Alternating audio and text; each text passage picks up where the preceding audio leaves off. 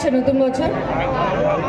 কি একটা আমি ভালো শুনতে পেলাম, ভালো কাটছে না নতুন বছর? এত সুন্দর খেলা হবে আজকে, সবাই এক্সাইটেড না? আমি শুনছিলাম স্যারের কাছ থেকে যে 15 বছর ধরে এই খেলা প্রত্যেক বছর হচ্ছে।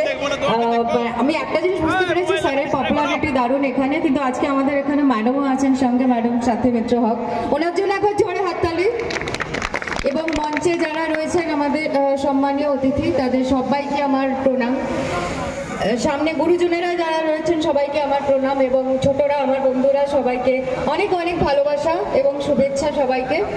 আজকের দিনটা সত্যি খুব স্পেশাল, অবভিয়াসলি খেলার জন্য তো বটে, যেটা নিয়ে আমরা সবাই এক্সাইটেড।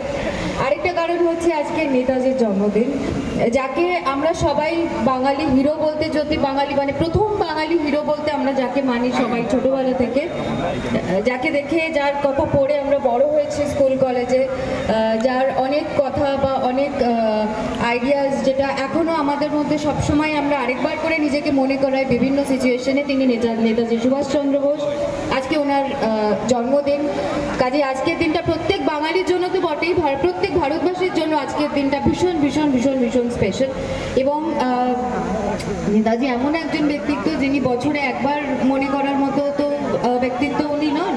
আমাদের দেশ স্বাধীন হওয়া এবং যখন থেকে আমরা নিজেদের স্বাধীন দেশ হিসেবে পরিচয় পেয়েছি, তার বহু আগে থেকে ওনার অসম্ভব পরিশ্রম, স্ট্রাগল, স্যাক্রিফাইস সব কিছু নিয়ে আজকের দিনে আমরা সবাই এখানে দাঁড়িয়ে আছি। কাজে এই দিনটা